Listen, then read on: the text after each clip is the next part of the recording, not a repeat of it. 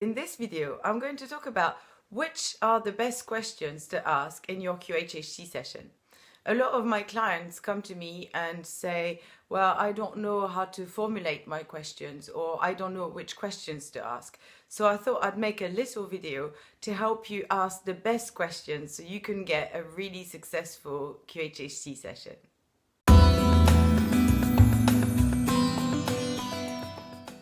Hi, I'm Esther, QHHT Level 2 practitioner, and my mission is to help people take their power back and become the powerful creators that we're all meant to be.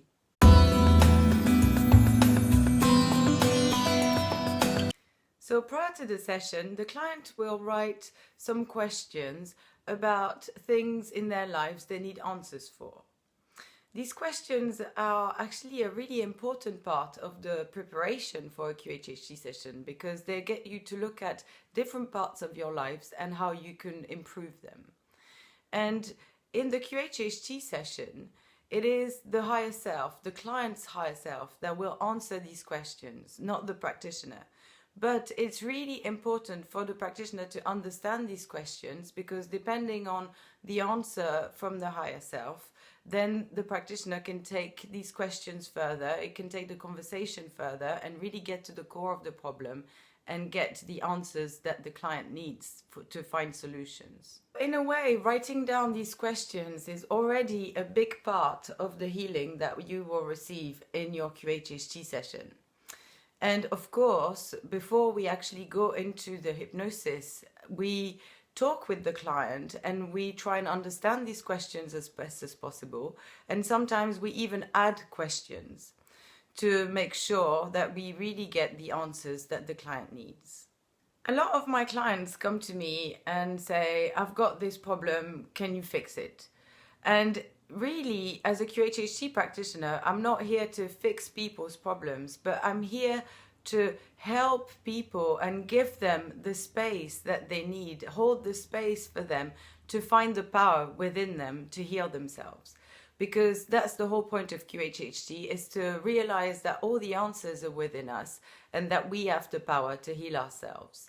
And QHHT is a brilliant technique to access your higher self and find these answers, find these solutions. So it's really about giving the client the space to take their power back. And that's why in a QHHT session, we connect with the higher self, the subconscious, the voice of the heart, and we ask it the questions that need answers. We ask it for solutions because all the solutions are within. We just need to find them. So the key to a really successful QHHT session is about asking the right questions, the questions that will get you the most valuable answers, that will push you towards the realization of what you want. And I always say to my clients, write about 15 questions about your life. These questions don't have to be related. They can be about anything. They can be about relationships, finding love, healing a part of the body, getting over a certain illness or mental issue, or achieving a certain goal. These questions can be about anything. And I always say to my clients, if you don't know how to write the questions, just write down the topic and we can work out the questions together. But if you can work out your own questions, it's good for you to start thinking, and it's a part of beginning the process of healing in a way. So with this in mind, which are the best questions to ask in a QHHT session? Well, first of all, it's good to avoid questions with yes and no answers, because the universe is not there to choose for you, but it will support you in whichever direction you want to go. You have free will, and the universe wants you to use your free will. And it's best for you to take responsibility and choose for yourself and let the universe help you in that direction. You don't want to let the universe choose for you because that would be giving your power away. And that's not the point. The point is to take our power back so we can really be the creators of our reality. And so the best questions to ask are really how, what, and why. So, for example, if I want to move to Mexico, the question is not really, should I move to Mexico?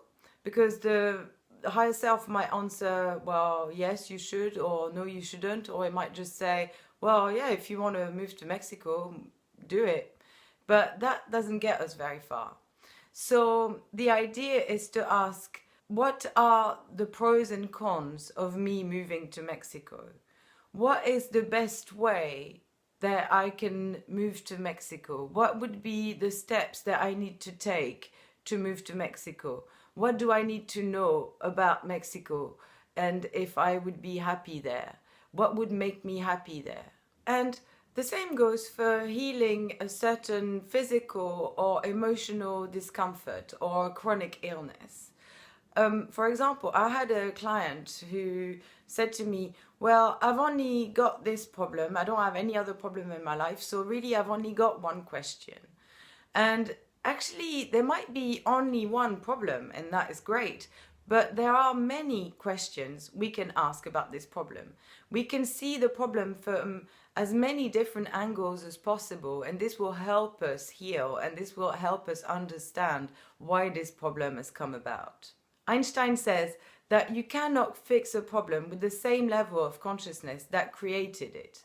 And so it's important for us to look at a problem from many different perspectives. And this will help us understand it, this will help us heal it, and this will help us find the solutions. So, for example, for a chronic illness or a certain body discomfort, what is really important is to find the cause and the start of this illness. What caused it? Why did this happen to me? How can I see things differently so I can understand the problem? What can I do? What can I change? What is there for me to know about this problem so I can fix it?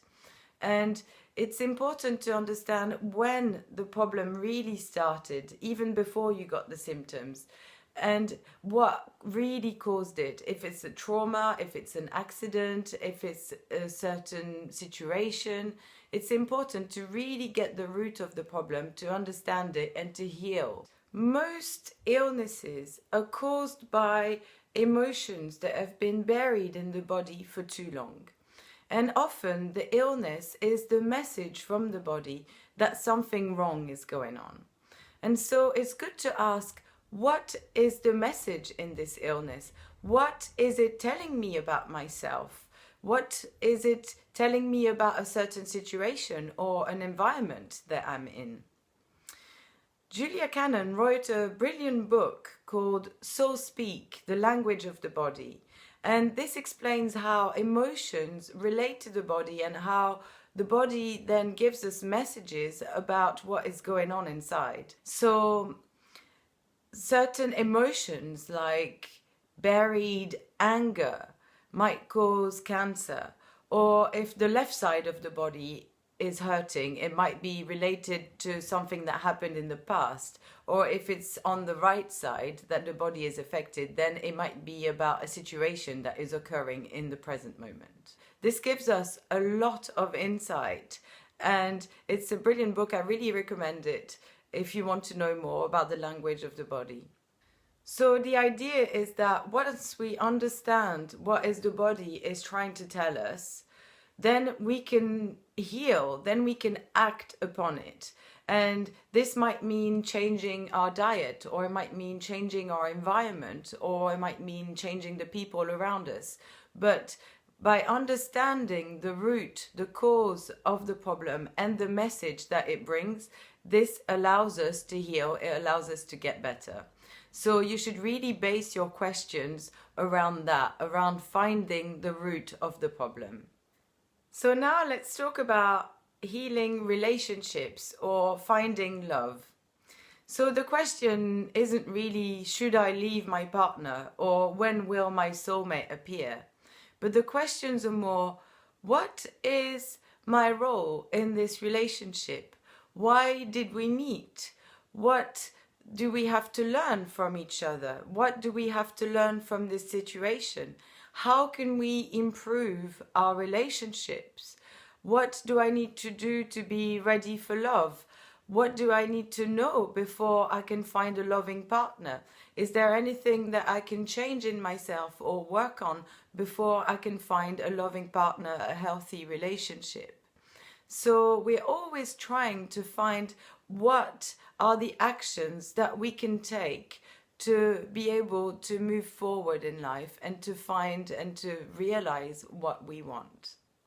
And what if we want to achieve a certain goal?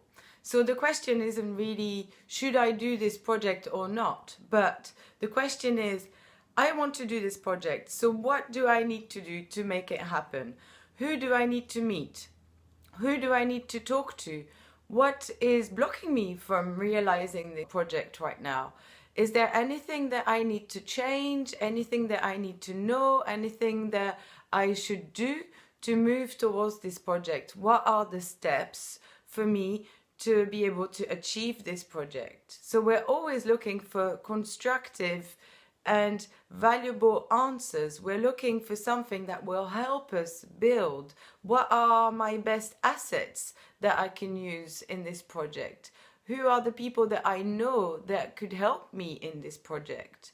Or what do I need to do to make this project a real success? So in short, the more we take responsibility about what we want to create in this life, the more the universe will help us achieve what we want. And this is how we can really take our power back, and this is how we can really use the wisdom of our higher self to help us achieve and to guide us into manifesting whatever we want. And this is how we can become the real creators of our own life.